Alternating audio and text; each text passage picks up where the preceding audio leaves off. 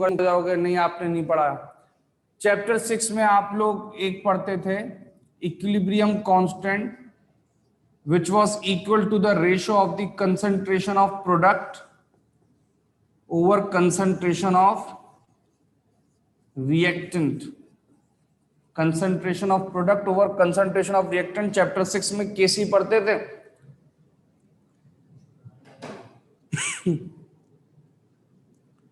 पढ़ते थे नहीं पढ़ते थे?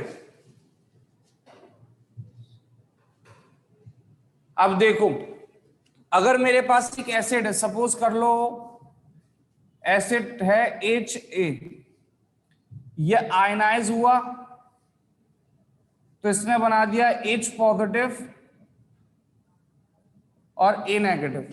देखिए मैं चैप्टर 7 जब से पढ़ा रहा हूं, मतलब जहां जहां मैंने पढ़ाया, कोई इस साल की बात नहीं कर रहा मैं हमेशा से एमकेट में जो है पंजाब और फेडरल को बहुत ज्यादा टच देके, बहुत ज्यादा से मुराद तो के एक मिडिल का रास्ता निकाल के लेके चल रहा होता। तो जिन ग्रुप्स में मैंने चैप्टर 7 पढ़ाया वहां पे ये बातें ऑलरेडी उनको मालूम है, चाहे उनको इस बात की टेंशन हो या ना हो कि नेशनल करिकुलम आएगा या नहीं।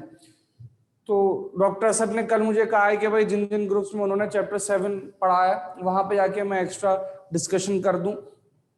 तो मुझे ये बताइए HA जब आयनाइज होगा H पॉजिटिव और A नेगेटिव में, तो इसमें ये प्रोडक्ट साइड और ये रिएक्टेंट साइड हो जाएगा, ठीक है। H पॉजिटिव और A नेगेटिव वाली साइड प्रोडक्ट की साइड हो जाएगी और HA वाली साइड रिएक्टेंट की साइड हो जाएगी। क्या मैं सही कह रहा हूं?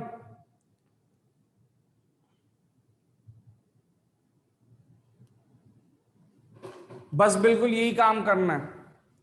केसी के अकॉर्डिंग प्रोडक्ट ओवर रिएक्टेंट होता है। देखिए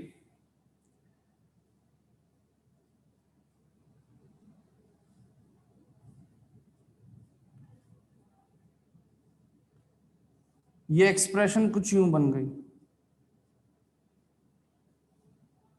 ये एक्सप्रेशन कुछ यूं बन गई, प्रोडक्ट ओवर रिएक्टेंट को फॉलो कर रही है ना ये एक्सप्रेशन।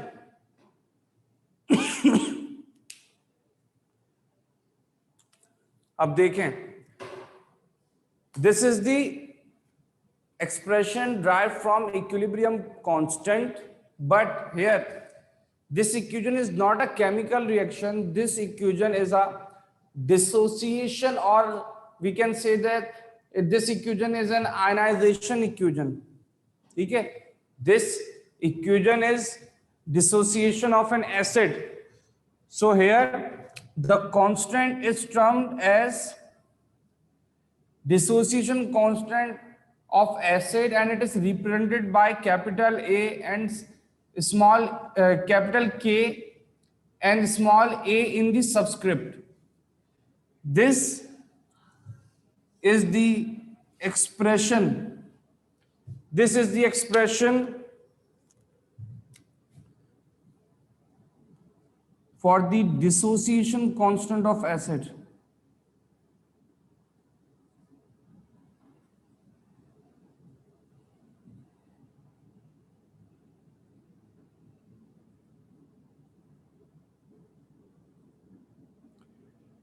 ठीक है, ये एक्सप्रेशन हमारे पास आ गई डिसोसिएशन कांस्टेंट ऑफ एसिड की। इसी तरीके से अगर मेरे पास सपोज कीजिए एक बेस है, सपोज कीजिए एक बेस है BOH, एक बेस है सपोज कीजिए BOH।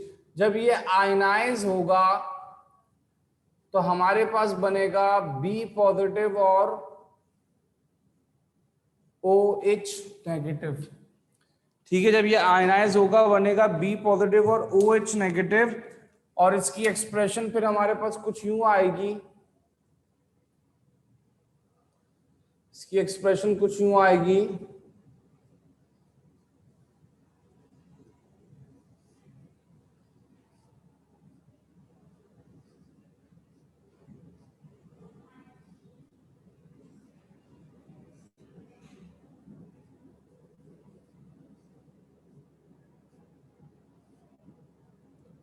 ठीक है भाई, दिख रही है आपको expression, ratio of the concentration of product with the reactant.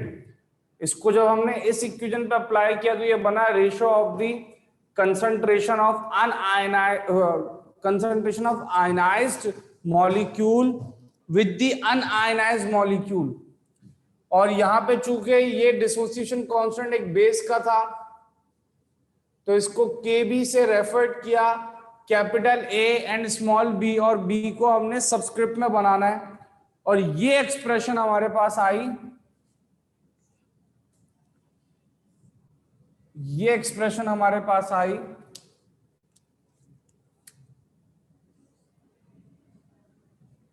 For the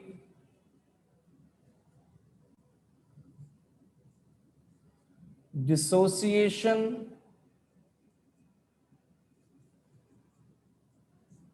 constant of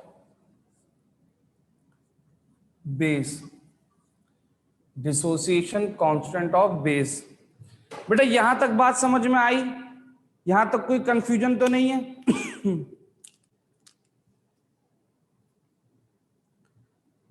बताइए, यहां तक कोई कंफ्यूजन तो नहीं है? ये बेसिकली आयनिक इक्विलिब्रियम कहलाया जाता है। कुछ सिलेबस में तो इसका पूरा अपना एक चैप्टर मौजूद है, ठीक है, कि बफर वगैरह सब कुछ मिला के उन्होंने एक अलग चैप्टर जो है आयनिक इक्विलिब्रियम का बनाया। अब यहां पे देखें, सर असद ने आप लोगों को पीएच का फॉर्मूला लिखवाया होगा कुछ यूं,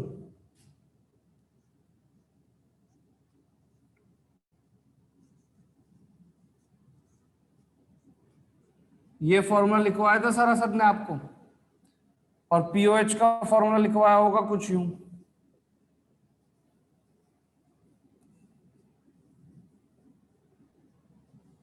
और ये भी बताया होगा पीएच और पीओएच एक दूसरे से रिलेट करते हैं बाय द एक्सप्रेशन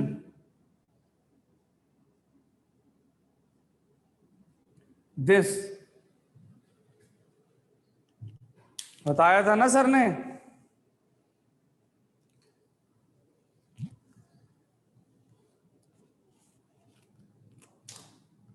अब देखें, आपसे एक सवाल पूछूंगा मैं।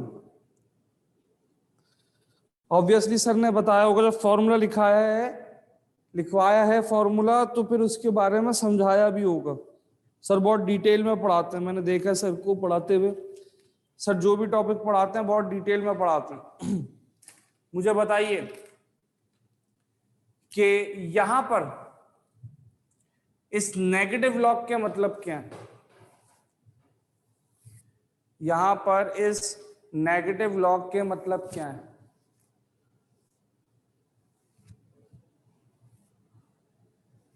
ये नेगेटिव लॉग क्यों इस्तेमाल किया है हमने?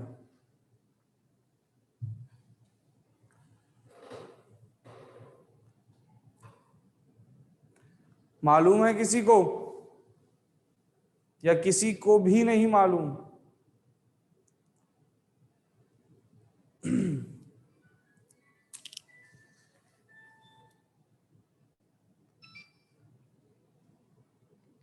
अच्छा, हानिया बतूल बेटा, आपने रिलेशन तो सही बताया, लेकिन आपने ये नहीं बताया कि नेगेटिव लॉग क्यों इस्तेमाल किया।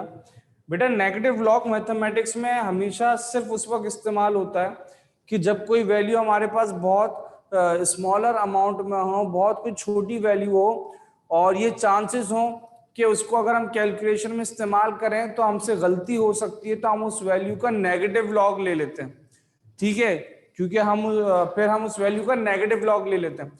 नेगेटिव लॉग आप किसी भी छोटी वैल्यू का लें, आप नोट करेंगे कि जितनी छोटी वैल्यू होगी उसका नेगेटिव लॉग उतना ही बड़ा आता है, नेगेटिव लॉग उतना ही बड़ा आता है,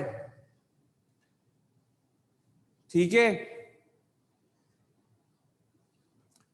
जितनी छोटी वैल्यू होगी उसका नेगेटिव लॉग उतना ही बड़ा आता है, यानी कि हाइड्रोजन आयन कंसंट्रेशन जितनी कम होगी उसकी पीएच उतनी ही ज्यादा आएगी।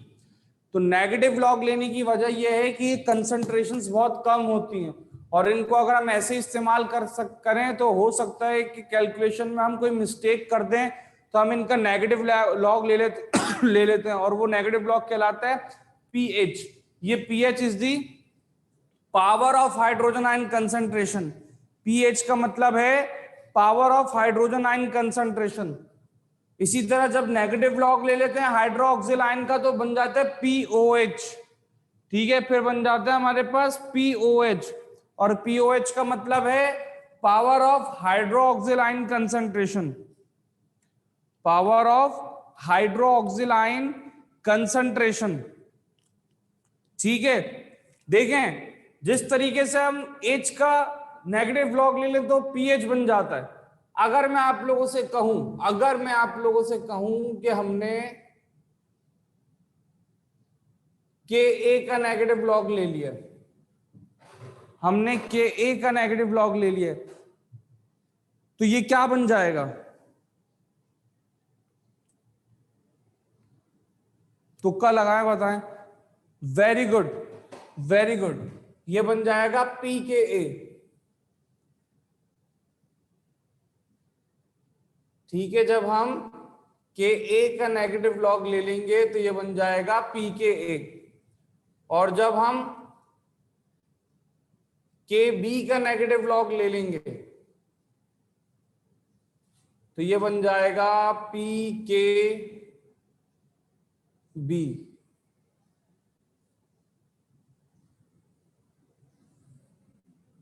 ठीक है, ये बन जाएगा pKb।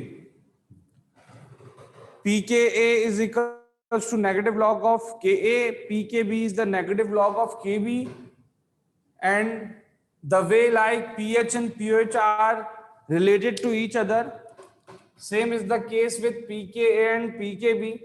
ये दोनों भी एक दूसरे से रिलेट करते हैं by the expression pKa plus pKb is equals to pKw।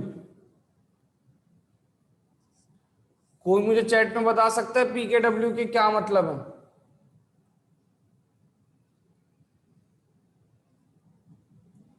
कोई मुझे चैट में बता सकता है कि pKw की क्या मतलब है?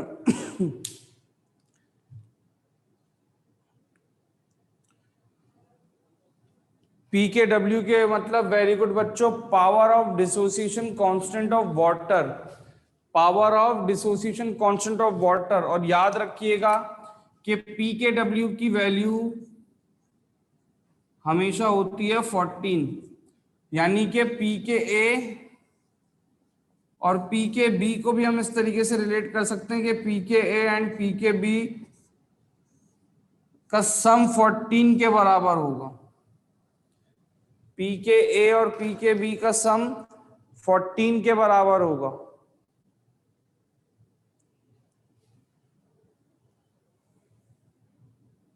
ठीक है, यहां तक बात समझ में आई आप लोगों को?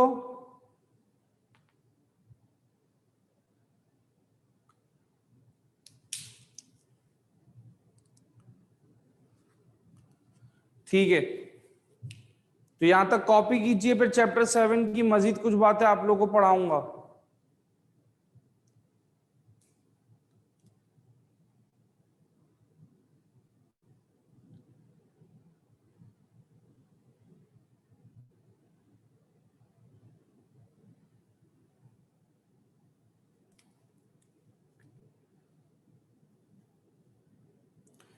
ठीक है भाई, यहां तक जो पढ़ाया इसको मैं रेज कर रहा हूं।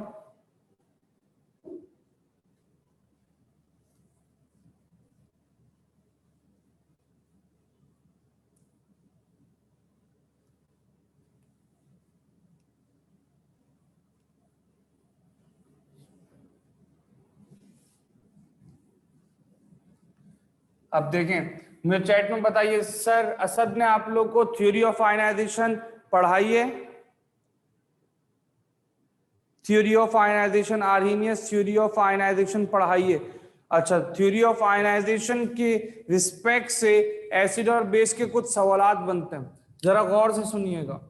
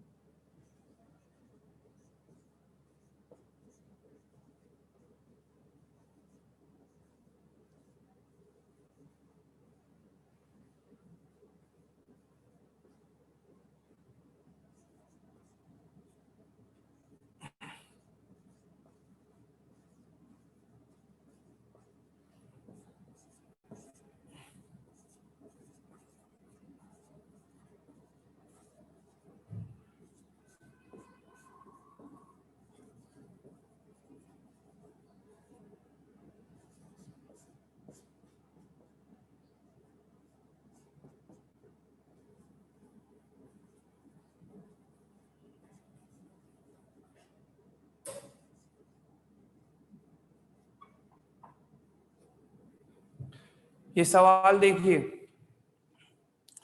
थ्योरी ऑफ आयनाइजेशन का सवाल है ये। जब हम थ्योरी ऑफ आयनाइजेशन को एसिड और बेस के टॉपिक से कंबाइन करते हैं तो इस टाइप के सवालात बनते हैं। अगर आप लोगों ने चैप्टर 7 का टेस्ट दिया है आप लोगों ने अभी तक?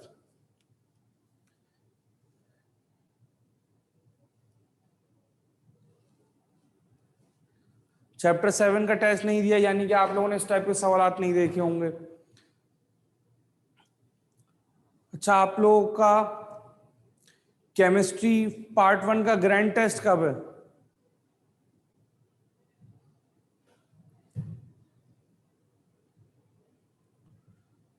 केमिस्ट्री पार्ट 1 का grand test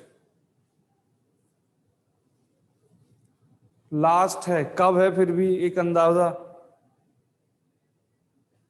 7th of October।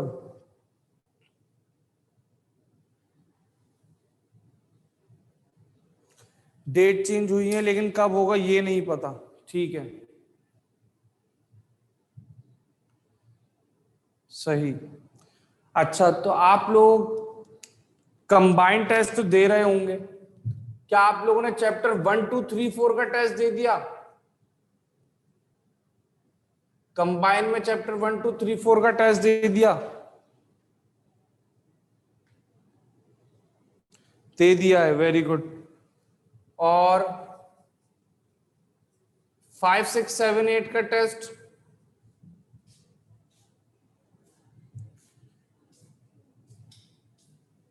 5 6 8 का दिया ना, 5 6 7 8।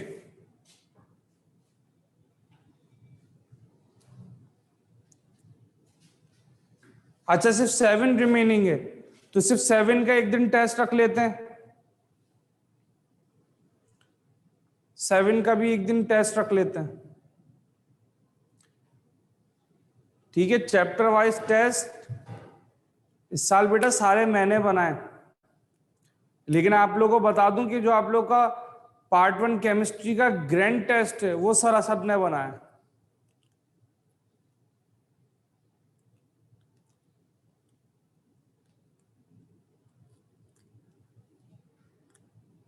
सही।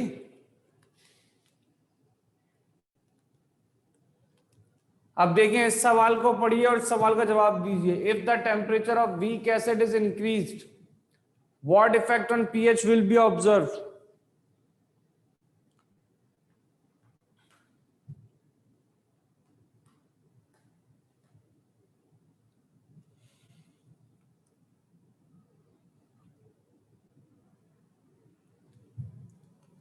सुनिए, theory of ionization, Arrhenius theory of ionisation का ये सवाल है और जवाब बनेगा ऑप्शन बी, डिक्रीजेस।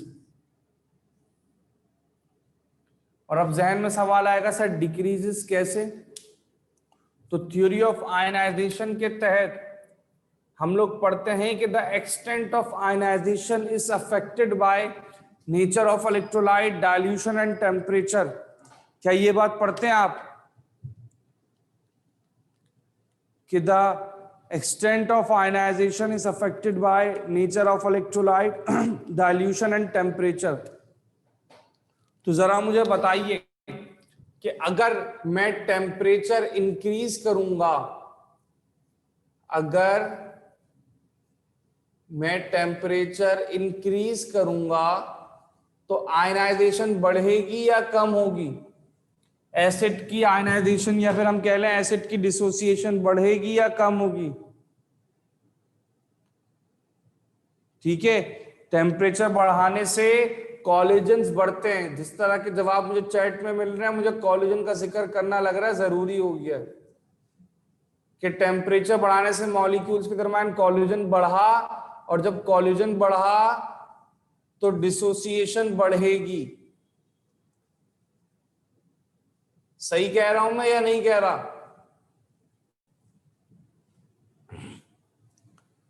ठीक है, कॉलेजन बढ़ा तो डिसोसिएशन बढ़ेगी, और जब डिसोसिएशन बढ़ेगी तो मुझे बताइए कि जो H पॉजिटिव आयन बनेंगे उनकी कंसंट्रेशन कम होगी या बढ़ेगी? H पॉजिटिव आयन की कंसंट्रेशन डिसोसिएशन बढ़ने से डिसोसिएशन बढ़ने से H पॉजिटिव आयन की कंसंट्रेशन बढ़ेगी या कम होगी?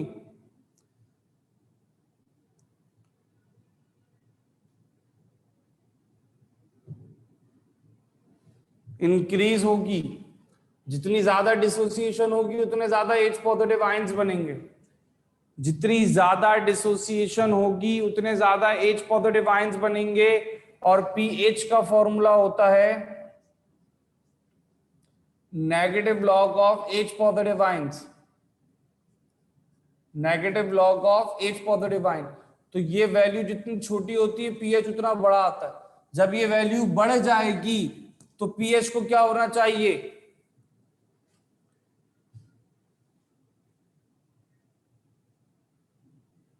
जब H पॉजिटिव आयन की कंसंट्रेशन बढ़ जाएगी तो पीएच की वैल्यू क्या हो जाएगी? डिक्रीज।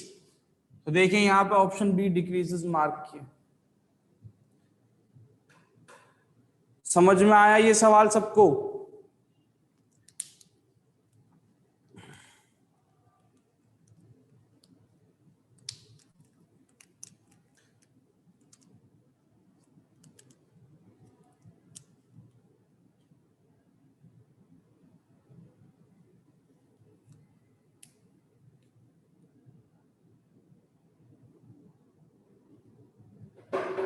ठीक है, अब जरा मुझे बताइए, अगर इसी सवाल में थोड़ा सा मैं चेंज कर दूं और यहां पे लिखूं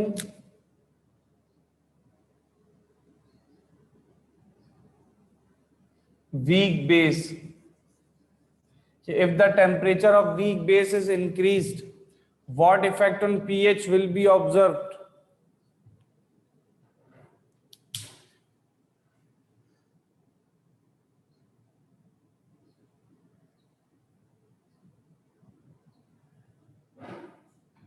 अब देखिए गौर से सुने कि जब टेम्परेचर बढ़ेगा तो कॉलिजन बढ़ेगी, कॉलिजन बढ़ेगी तो डिसोसिएशन बढ़ेगा। और वीक बेस की सूरत में जब डिसोसिएशन बढ़ेगी तो OH आयन कंसंट्रेशन बढ़ेगी, OH आयन कंसंट्रेशन बढ़ेगी। अब आप लोग जानते हैं पीएच स्केल, पीएच स्केल आपको सर ने पढ़ाया होगा 0 से लेके 7 and 7 to 14। After 7 till 14 basic medium होता है और बिफोर 7 till 0 एसिडिक मीडियम होता है। 7 हमारे पास न्यूट्रल है और बेस में हम लोग पढ़ते हैं कि जितनी हाइयर वैल्यू होगी उतना स्ट्रॉन्ग बेस है, और एसिड में पढ़ते हैं जितनी लोअर वैल्यू होगी उतना स्ट्रॉन्ग एसिड है। तो जरा मुझे बताओ, ये पीएच स्केल की बात हो रही है, पीएच स्केल की, pOH is equal to negative of OH की बात नहीं कर रहा मैं, पीएच स्केल की बात कर रहा हूं कि भाई हमारे पास हाइड्रोजन हाइड्रोक्सिल आयन कंसंट्रेशन जब बढ़ी यानी स्ट्रॉन्ग बेस का कैरेक्टरिस्टिक आ गया तो वैल्यू किस तरफ जानी चाहिए? 7 से ज्यादा तो पहले थी, ऑलरेडी 7 से ज्यादा थी, लेकिन ये किस जानिब जानी चाहिए? मजीद आगे की जानिब जानी चाहिए, यानी 7 से जितनी दूर होगी, 7 से जितनी फार वैल्यू होती है उतना स्ट्रॉन्ग बेस होगा। तो यहां पे हमारा आंसर हो जाएगा इंक्रीजेस जब मैं वीक बेस की बात करूंगा।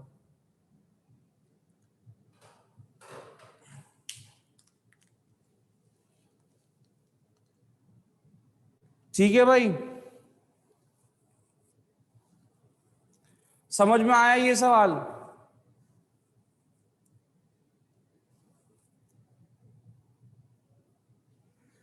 Base is a proton acceptor. बेटा आप एक स्पेसिफिक थ्योरी को लेके बात कर रही हैं कि base is a proton acceptor. Base तो हाइड्रोक्सिल आयन डोनर भी होता है, ठीक है, और बेस जो है इलेक्ट्रॉन पेयर डोनर भी होता है। आप किसी एक थ्योरी के अकॉर्डिंग बात नहीं कर सकते। आप सिर्फ इतना याद रखें, कोई भी इलेक्ट्रोलाइट है वो टेम्परेचर बढ़ाने से उसकी डिसोसिएशन बढ़ जाती है।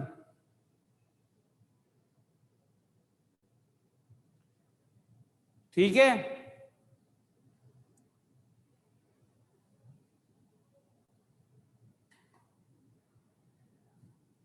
और ये वो टॉपिक है जो सरासर आपको ऑलरेडी पढ़ा चुके हैं, पीएच स्केल। इसमें आप लोग का सवाल ये मुझे इंडिकेशन दे रहा है कि आप लोग कितना पढ़ते हैं टॉपिक को, क्योंकि अभी एक बच्चे ने मुझे चैट में, जब मैंने लफ्ज इस्तेमाल किया थ्योरी ऑफ आयनाइजेशन, तो उस बच्चे ने बोला सर ये थ्योरी तो सर ने नहीं पढ़ाई हमें। ठीक है, यानी कि आप लोग फिर वह पूरी नींद में डूबे हुए हैं। ठीक है, नींद में डूबे हुए, जो समझ में नहीं आ रहा वो बोलते जा रहे हैं कि नहीं पढ़ा है। भाई पीएच स्केल में जो है ना, ये अभी मुझे चैट में सुनने को मिला सर 7 के बाद पीओएच हो जाएगा। क्लास 9 से पीएच स्केल पढ़ लें, लेकिन कभी हमने जो है ये नहीं पढ़ा कि 7 के बाद पीओएच हो जाता है। भाई पीएच स्केल 0 से 14 तक पीएच स्केल ही रहता है। ठीक है, मेरी बातों पे नहीं तो अपनी क्लास 9 की फर्स्ट ईयर की किताबों को देख लो।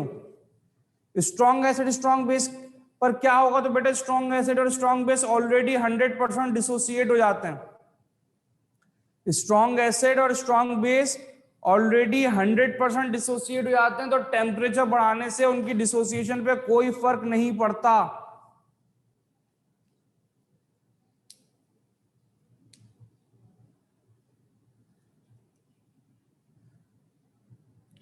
ठीक है, स्ट्रॉन्ग एसिड और स्ट्रॉन्ग बेस ऑलरेडी 100% डिसोसिएट हो जाते हैं, तो टेम्परेचर बढ़ाने से उनकी डिसोसिएशन पे कोई फर्क नहीं पड़ता। क्लियर हुई ये बात?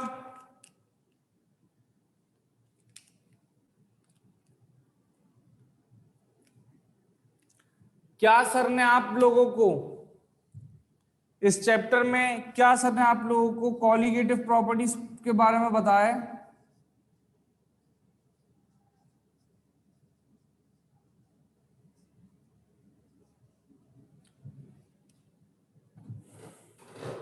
कॉलिगेटिव प्रॉपर्टीज,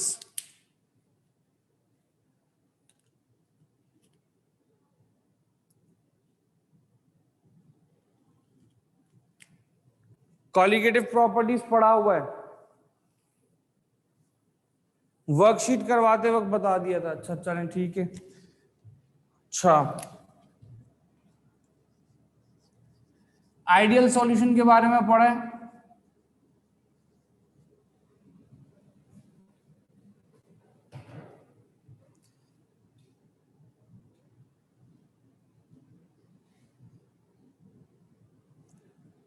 आइडियल सॉल्यूशन के बारे में नहीं पढ़ा?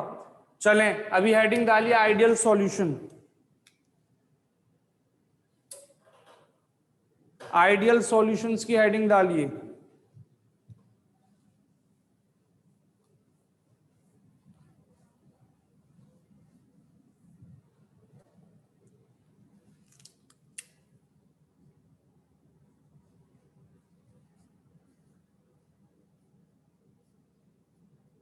आइडियल सॉल्यूशन की हेडिंग डालिए, और आइडियल सॉल्यूशन को डिफाइन करने के लिए कुछ पॉइंट्स होते हैं, वो पॉइंट्स मैं बोर्ड पे मेंशन कर रहा हूं, उनको एज इट इज कॉपी कर लें पहले, फिर उनको डिस्कस करते हैं।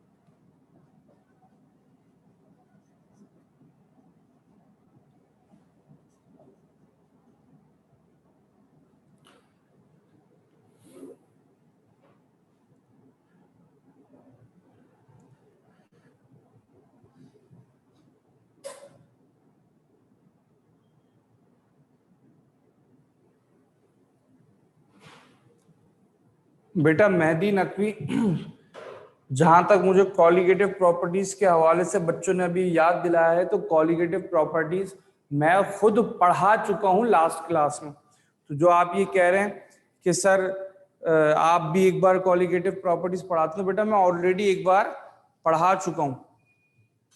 अच्छा, आइडियल सॉल्यूशन के हवाले से कुछ कंडीशंस होती हैं कि वो कंडीशंस अगर एग्जिस्ट करेंगी तो सॉल्यूशन आइडियल होगा, वरना सॉल्यूशन नॉन आइडियल यानी कि रियल सॉल्यूशन होता है। यहां पे एक बात समझने वाली है कुछ इस तरीके से कि देखें, जब भी आप दो लिक्विड्स को मिलाते हैं, क्योंकि पहली बात ये याद रखें कि आइडियल सॉल्यूशन बनता है हमेशा लिक्विड लिक्विड से, सॉलिड प्लस लिक्विड से आइडियल सॉल्यूशन नहीं बनता। आइडियल सॉल्यूशन बनता है हमेशा लिक्विड लिक्विड सॉल्यूशन से। लिक्विड लिक्विड को आपस में मिलाएं तो सॉल्यूशन या तो आइडियल हो सकता है या फिर नॉन आइडियल हो सकता है। आइडियल हो सकता है या फिर नॉन आइडियल हो सकता है।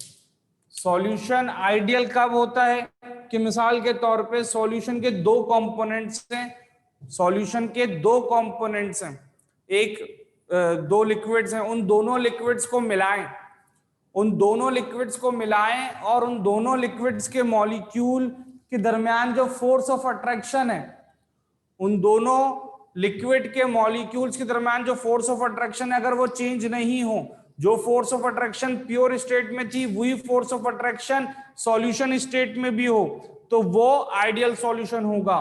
Force of attraction between the molecules in solution is same as the force of attraction between the molecules in the pure state. जितनी फोर्स ऑफ अट्रैक्शन मॉलिक्यूल्स के दरमियान प्योर स्टेट में थी अगर उतनी ही फोर्स ऑफ अट्रैक्शन सॉल्यूशन बनने के बाद भी है, कोई चेंज नहीं आया, तो सॉल्यूशन आइडियल है। देखें, जब फोर्स ऑफ अट्रैक्शन में चेंज नहीं आता तो अगर आप 10 ml के दो लिक्विड्स मिलाएं, अगर आप 10 ml के दो लिक्विड्स मिलाएं तो रिजल्टेंट सॉल्यूशन 20 ml का बनता है। ये अगर कंडीशन हो रही है कि भाई जितना आपने मिलाया उतना ही टोटल सॉल्यूशन बन गया, तो ये आइडियल सॉल्यूशन है, वरना रियल सॉल्यूशन में कभी भी ऐसा नहीं होगा। मिसाल के तौर पे आप 10 ml और 10 ml को कंबाइन करें तो अगर वो रियल सॉल्यूशन बनने जा रहा है तो वो हो सकता है 20 से ज्यादा या 20 से कम हो, एग्जैक्ट 20 कभी नहीं होता, क्योंकि फोर्स ऑफ अट्रैक्शन चेंज हो जाती है। और फोर्स ऑफ अट्रैक्शन चेंज होने से ये जो वॉल्यूम में चेंज आता है, is due to the change in heat, के इंथैल्पी या तो इंक्रीज होती है या फिर इंथैल्पी डिक्रीज होती है। दो लिक्विड्स के मिलने पर या तो रिएक्शन एक्सोथर्मिक होगा या फिर एंडोथर्मिक होगा। एक्सोथर्मिक एंडोथर्मिक के नतीजे में इस वॉल्यूम वाले पॉइंट को डिस्कस किया जाता है। तो जब इंथैल्पी में ही चेंज नहीं आया तो वॉल्यूम में भी चेंज नहीं आएगा। और इंथैल्पी में चेंज क्यों नहीं आता? क्योंकि फोर्स ऑफ अट्रैक्शन में कोई चेंज नहीं आता। अब आखिरी बात कि हर आइडियल सॉल्यूशन रॉल्स लॉ को कंप्लीटली तौर पर ओबे करता है। हर आइडियल सॉल्यूशन रॉल्स लॉ को कंप्लीटली तौर पर ओबे करता है। तो नेक्स्ट क्लास में, अभी हम यहीं पे बात रोक रहे हैं, नेक्स्ट क्लास में आइडियल सॉल्यूशन की एग्जांपल्स हैं, वो एग्जांपल्स डिस्कस करेंगे और रॉल्स लॉ के हवाले से डिस्कशन करेंगे। ठीक है, आज की क्लास को हम यहीं पर एंड करते हैं। ठीक है बच्चों, अल्लाह हाफिज।